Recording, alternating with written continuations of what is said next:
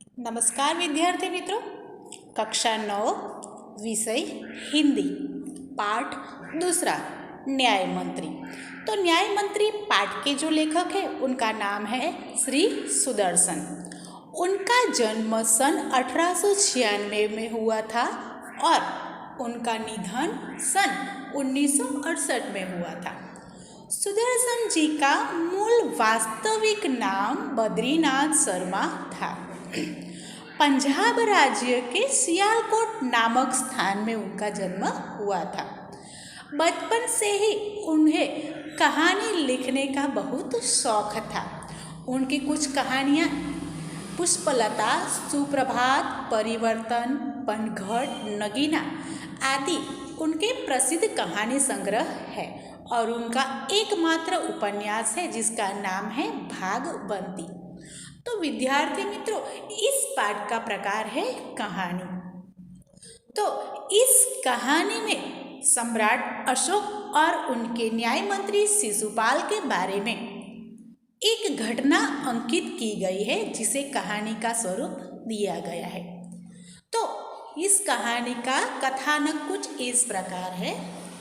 संध्या का समय था, चारों ओर अंधकार फैल चुका था, यानी कि रात्रि का समय था और चारों तरफ अंधकार फैला हुआ था। ऐसे में किसी ने बाहर से घर का दरवाजा खटखटाया। ऐसे में क्या हुआ, किसी ने बाहर से दरवाजा खटखटाया। कौन है? ब्राह्मण शिशुपाल ने थोड़ा सा दरवाजा खोलते हुए पूछा। एक परदेसी। बाहर से आवाज आई, क्या मुझे रात काटने के लिए स्थान मिल जाएगा? जब घर के दरवाजे पर खटखटाहट सुनने पर ब्राह्मण ने दरवाजा खोला तो वहाँ एक अजनबी युवक को देखा। वो युवक कह रहा था कि मुझे रात काटने के लिए स्थान मिलेगा। जैसे ही शिशुपाल ने पूरा दरवाजा खोला, उनके सामने एक नव युवक खड़ा था। उन्होंने मुस्कुराकर कहा, यह मेरा सौभाग्य है। अतिथि के चरणों से यह घर पवित्र हो जाएगा। आइए, पधारिए। अतिथि को लेकर शिशुपाल घर में गए और उनका आदर सत्कार किया। फिर दोनों उस समय की देश की अवस्था पर बातें करने लगे। शिशुपाल ने कहा, आजकल बड़ा अन्याय हो रहा है। परंतु परदेसी इस बात से सहमत न था। वह बोला, दोष निकालना तो सुगम है, परंतु कुछ करके दिखाना कठिन है। शिशुपाल बोले, अवसर मिले तो दिखा दूं कि न्याय किसे कहते हैं। तो आप अवसर चाहते हैं? हाँ, अवसर चाहता हूँ। फिर कोई अन्याय नहीं होगा? बिल्कुल नहीं। कोई अपराधी दंड से न बचेगा? नहीं। परदेसी ने मुस्कुरा कर कहा, यह बहुत कठिन काम है। जब परदेसी शिशुपाल के यहाँ आता है तो उसका अतिथि सत्कार करके वो दोनों बातचीत करते हैं। वो बातचीत उस समय राज्य में व्याप्त अन्याय की है। परदेसी युवक से न्याय मंत्री जिनका नाम है शिशुपाल, वो कहते हैं कि आजकल राज्य में बड़ा अन्याय हो रहा है। तब परदेसी युवक जो सम्राट अशोक है वो कहते हैं कि इसे कैसे दूर किया जा सकता है। तो शिशुपाल कहते हैं कि अगर मुझे अवसर मिले तो मैं भी दिखा दूं न्याय किसे कहते। ये दोनों के बीच का संवाद है। ब्राह्मण के लिए कुछ कठिन नहीं है, ऐसा कौन कहता है? शिशुपाल। मैं न्याय का डंका बजाकर दिखा दूंगा, ऐसा शिशुपाल बोलते हैं। परदेसी धीरे से मुस्कुराए पर कुछ न बोले। फिर कुछ देर बाद वे सो गए। सुबह उठकर परदेसी ने शिशुपाल को धन्यवाद देकर उनसे विदा ली। बातचीत समाप्त होने पर परदेसी युवक सो गया और सुबह उठकर उनसे विदा लेकर अपने गंतव्य स्थल पर चला गया। कुछ दिनों बाद शिशुपाल के घर कुछ सिपाही आए और उन्हें दरबार में चलने के लिए कहा। शिशुपाल सहम गए यानी डर गए। समझ नहीं सके कि सम्राट ने उन्हें क्यों बुलाया है। कहीं उस परदेसी ने तो सम्राट से झूठी सच्ची शिकायत नहीं कर दी। दरबार में पहुंचकर शिशुपाल का कलेजा धड़कने लगा, यानी डर से कम कमाने लगे। जब उन्होंने देखा कि परदेसी ही सम्राट अशोक है, सम्राट बोले, ब्राह्मण देवता, मैं आपको न्याय का अवसर देना चाहता हूँ, आप तैयार हैं? पहले तो शिशुपाल घबराए, फिर बोले, यदि सम्राट की यही इच्छा है तो मैं तैयार हूँ। बहुत ठीक, कल से आप न्याय मंत्री हुए, सम्राट ने कहा और अपने हाथ से अंगूठी उतारकर शिशुपाल को पहना दी। यह सम्राट अशोक की राजमुद्रा थी। राजमुद्रा यानी राज्य का चिन्ह। जिस चिन्ह को पहनकर आप राज्य में किसी भी जगह पर घूम सकते हैं, उसे राजमुद्रा कहा जाता है। अब शिशुपाल न्याय मंत्री थे। उन्होंने राज्य की समुचित यानी सारी व्यवस्था करना आरंभ कर दिया। उनके सुप्रबंध से राज्य में पूरी तरह शांति रहने लगी। किसी को किसी प्रकार का भय नहीं था। लोग दरवाजे तक खुले छोड़ जाते थे। चारों तरफ न्याय मंत्री के सुप्रबंध और न्याय की धूम मच गई।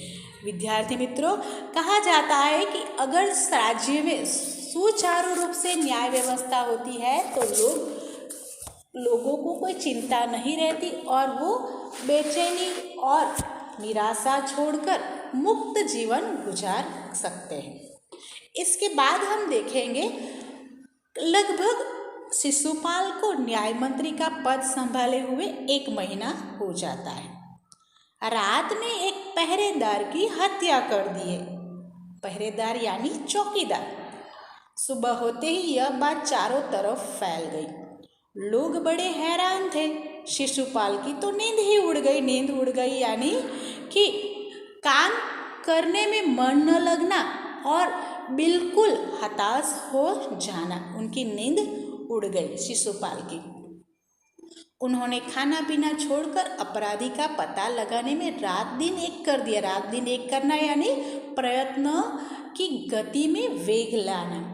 बहुत प्रयत्न करने के बाद जब अपराधी का पता चला तो शिशुपाल के आश्चर्य का ठिकाना न रहा।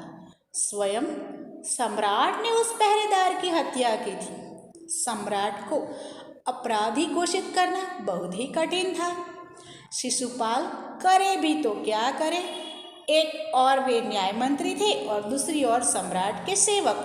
परंतु न्याय की दृष्टि में सम्राट और साधारण व्यक्ति में कोई अंतर नहीं होता।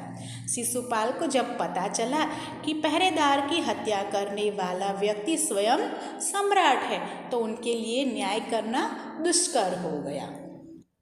अगले दिन शिशुपाल दरबार में पहुंचे। सम्राट अशोक सिंहासन पर बैठे हुए थे। आते ही उन्होंने शिशुपाल से पूछा, अपराधी का पता चला? न्याय मंत्री ने साहसपूर्वक कहा, जी हाँ, चल गया। तो फिर उसे उपस्थित करो। न्याय मंत्री कुछ रुके, फिर अपने उच्च अधिकारी को संकेत करते हुए बोले, धनवीर। उच्च अधिकारी का नाम क्या है? धनवीर। इन्हें गिरफ्तार कर लो, मैं आज्ञा देता हूँ। शिशुपाल जी जो न्याय मंत्री बने थे उन्होंने धनवीर को क्या आज्ञा दी कि जाओ और सम्राट अशोक जो कि अपराधी है उन्हें गिरफ्तार कर लो। संकेत सम्राट की ओर था। दरबार में निस्तब्धता छा गई यानी शांति छा गई। सम्राट का चेहरा क्रोध से लाल हो गया। वे सिंहासन से खड़े हो गए और बोले, इतना साहस? यह बात सुनकर सम्राट को क्रोध आया और वो बोलने लगे, इतना साहस? न्याय मंत्री ने ऐसा भाव प्रकट किया जैसे कुछ सुना ही न हो। उन्होंने अपने शब्दों को फिर दोहराया यानी फिर से बोले, धनवीर, देखते क्या हो, अपराधी को गिरफ्तार करो। दूसरे क्षण सम्राट के हाथों में हथकड़ी पड़ गई। न्याय मंत्री ने कहा, अशोक, तुम पर पहरेदार की हत्या का आरोप लगाया जाता है, तुम इसका क्या उत्तर देते हो? सम्राट ओठ काट कर रह गए यानी आश्चर्य में पड़ गए कि जब न्याय मंत्री ने सम्राट को गिरफ्तार करने के लिए धनवीर को आदेश दिया। न्याय मंत्री ने फिर पूछा, तो तुम अपराध स्वीकार करते हो? हाँ, मैंने उसे मारा अवश्य है, पर उद्दंड था। उद्दंड यानी अविवेकी। सम्राट का उत्तर था, वह अविवेकी यानी उद्दंड था या नहीं? तुमने एक राज कर्मचारी की हत्या की है। तुम अपराधी हो, तुम्हें मृत्यु दंड दिया जाता है, ऐसा न्याय मंत्री सम्राट अशोक को कहते। न्याय मंत्री ने निर्णय दिया। सभा में सन्नाटा छा गया, बिल्कुल शांति हो गई। न्याय मंत्री का निर्णय सुन सम्राट ने सिर झुका लिया। वे तो स्वयं शिशुपाल की परीक्षा में सफल हो गए थे। सम्राट का हृदय ऐसे व्यक्ति को पाकर गदगद हो रहा था कि जो स्वयं राजा को भी सजा देने में हिचकिचाहट नहीं अनुभव करता। तभी न्याय मंत्री का संकेत पाकर एक कर्मचारी सम्राट अशोक की सोने की मूर्ति लेकर उपस्थित हो गया। न्याय मंत्री ने खड़े होकर कहा, सज्जनों, यह सच है कि मैं न्याय मंत्री हूँ और यह भी सच है कि अपराधी को दंड मिलना चाहिए, परंतु अपराधी और कोई नहीं, स्वयं सम्राट है।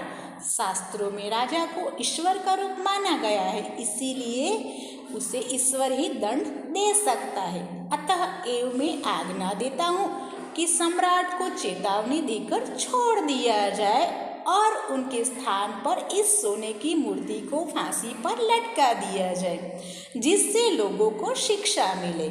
न्याय मंत्री का न्याय सुनकर लोग जय जयकार कर उठे।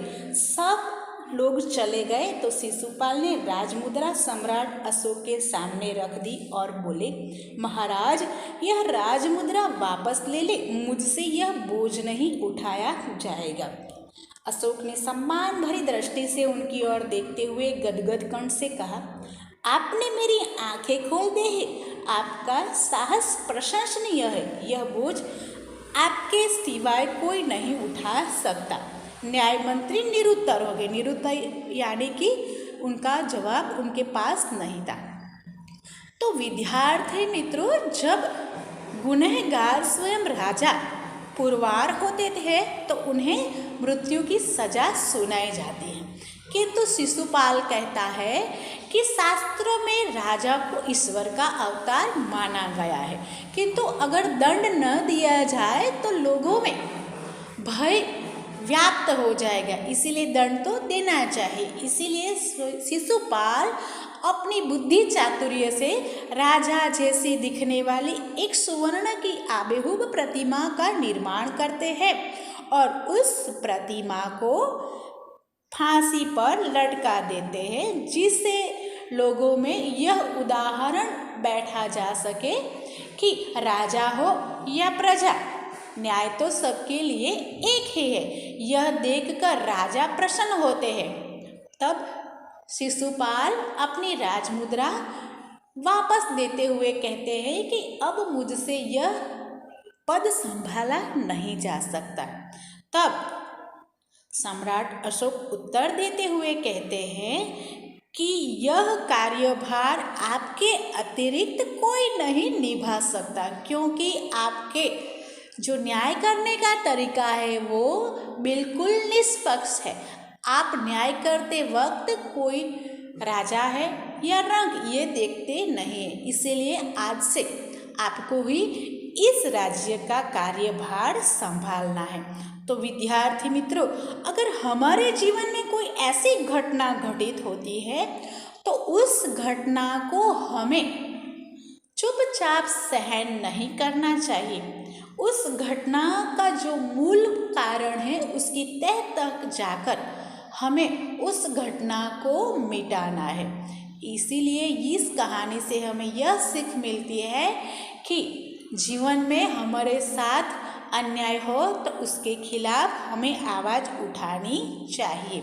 चुपचाप अगर हम अन्याय सहन करते हैं तो हम भी पाप के भागीदार बन सकते हैं। तो इस पाठ का यहाँ समापन होता है। जय भारत, जय हिंद।